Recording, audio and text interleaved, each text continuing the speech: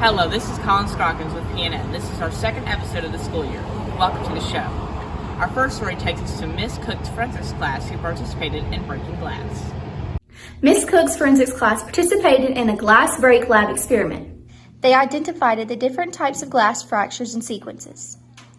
The difference between the two fractures is the concentric fracture is like the circle in the middle, and the radial fractures are the long lines coming out of that circle. They took the glass plane out and outlined it with masking tape and covered the full piece of glass with clear tape. They then took a nail punch and used a hammer to hit it until the glass broke. They hit the glass 3 times so there would be 3 different fractures to compare and contrast. Our second story takes us to Ariana Shaw with our Custodian Appreciation segment. Mr. Snell is a longtime member of the Smith Station family. Sometimes his work does go unrecognized, but he does more for this school than you might know. We wanted our student body to appreciate everything he does and let him know that his work does not go unseen. Hi, my name is Roger Snell. I've been with the school for 16 years, and my favorite part of the day is coming to the school, seeing the kids' face, just enjoying interacting with them, and seeing how their day is going. In addition to being an amazing custodian, Mr. Snell has created a business from the bottom up. This business entails trimming your lawn, landscaping, and everything in between. Thank you so much, Mr. Snell, for everything that you do, and we would like you to know that you made Smith Station a real home for us students. Congratulations to the Smith Station girls golf team who won their tournament last Thursday. We also want to offer our congratulations to the Winter Guard who won first place in the Scholastic Day virtual competition. Now here is Libby K. Posey with baseball and softball, Cole Whitlock with track, and Caleb Riley with soccer.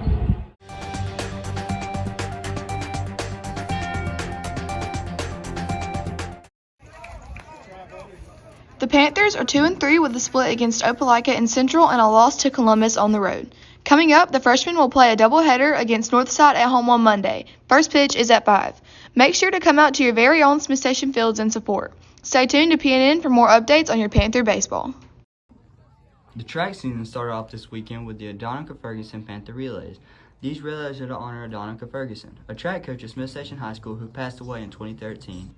This meet was for varsity players, yet we had 7 freshmen competing. There were 9 schools that competed, including Auburn, Beauregard High School, and Central. The freshman competitors did very well considering they were years behind the competition. The reason competitors like Lance Peterson had success was their work and preparation for the meet. I've worked really hard this past week in preparing for this meet. I've tried to focus on getting my drive leg down, that way I can cut off a few seconds of my time, and I've really focused on bringing my trail leg up so I won't hit the hurdle. These athletes also compete in events such as shot put, discus, and javelin. Other athletes like Bryce Smoke competed in long jump and triple jump. In long jump, I had the 4th highest mark, which was 21.8, but in triple jump, I had a 41.7, which was the 2nd highest mark in a varsity meet. After the promising first results of our freshmen, they are only going to improve. Make sure to come out and support our Panthers in their next track meet on March 5th at Auburn. The Smith Station Junior Varsity Boys Soccer team has recently started their spring season. Their first game was February 4th, but have had fewer games due to COVID and rain delays. The team has continued to stay positive through all the obstacles they've faced. David Ramirez plays for the team and is a great example of a student athlete. The thing that motivates me to play my best is to represent this school, to show that we are good at multiple sports. Joshua Jungins also plays for the JV team and has told us he has been playing soccer for a long time but believes the team has many things they can work on. The team can improve as a whole by working on our communication skills, moving without the ball, and our attitudes. Now here's Cole Blythe with National Sports. In the NBA, the Golden State Warriors recently lost 117-91 in the highly anticipated game against the Los Angeles Lakers. The matchup featured the Steph Curry versus LeBron James rivalry. Curry had 16 points with 7 assists, and LeBron had 19 points with 4 assists. The Charlotte Hornets and Sacramento Kings played on Sunday, which was ended by a Hornets comeback down by 8 points in 50 seconds. Hornets players P.J. Washington with 42 points and LaMelo Ball with 24 points led their offense, with the Kings having Harrison Barnes, Marvin Bagley III, De'Aaron Fox, and Buddy Hield all having over 20 points. Free agent J.J. Watt signed with the Arizona Cardinals on Monday for a contract worth $31 million over 2 years. Former NFL receiver Josh Gordon is making a return to football in a new league. The league is called Fan-Controlled Football, a league in which fans get to pick the plays for the players to run through an app while watching. The team he will play on is accompanied by another former NFL player and Heisman winner, Johnny Manziel. MLB spring training games started on Sunday with 28 teams playing throughout the day.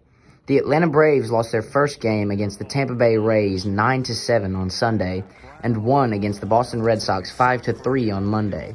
The Braves will play a game every day until Monday, March the 8th. The D1 baseball top 5 ranked teams in order from 1st to 5th are Arkansas, Vanderbilt, Mississippi State, Ole Miss, and Louisville. Auburn and Alabama are both unranked.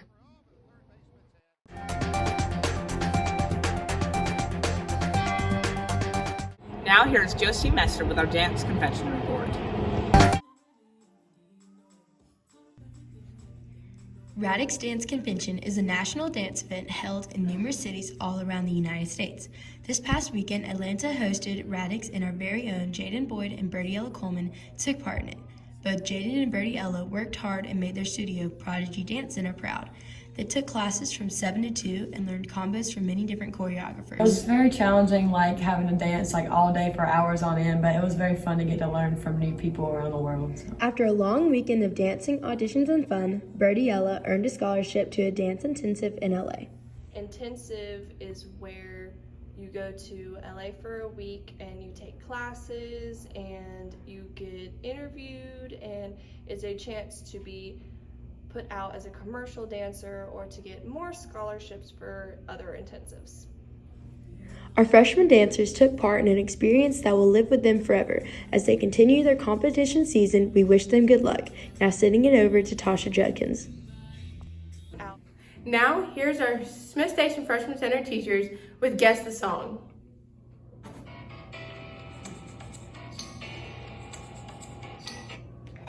Y'all trying to get me to say a bad word? That's CeeLo Green, Forget You is right.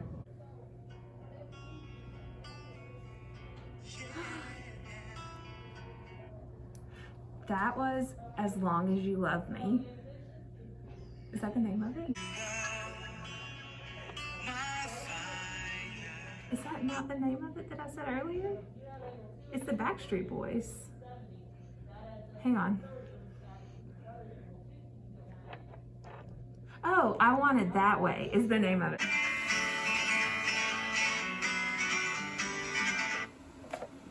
I don't know it. Don't know that song. I know the song, but why you gotta be so rude? That's what it's called? Yeah. I got this feeling. Oh, it's driver's license. Perfect.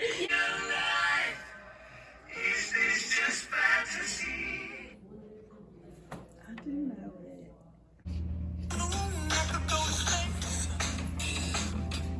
Happy. I'm not very good at this, guys. She's just a girl and she's on fire. Girl on fire. Taylor Swift has been making history in the music industry since 2004, but in 2019, Taylor Swift wrote on Tumblr saying, "For years I asked, pleaded for a chance to own my work." She begins the post telling her followers how all she wants to do is own her masters, therefore own the copyright to her own music. Her not owning her own music also means she can't choose what movies or commercials her songs go into. She eventually left her record label Big Machine Records after she was unable to do this. She then learned that the record company was acquired by a guy named Scooter Braun without her knowing.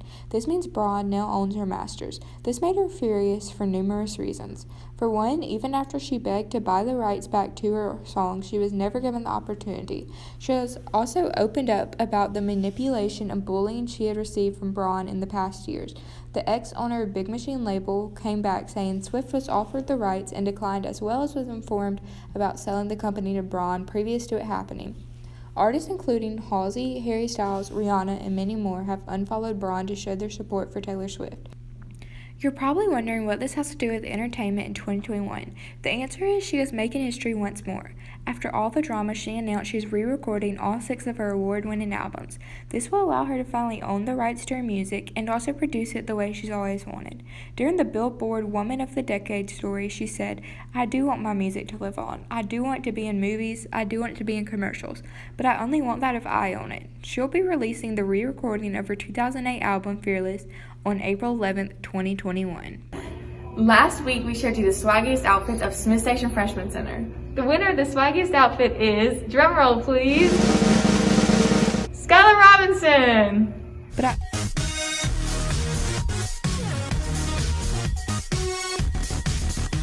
We hope you enjoyed our second episode of the school year. I'm Colin Scroggins, PNN.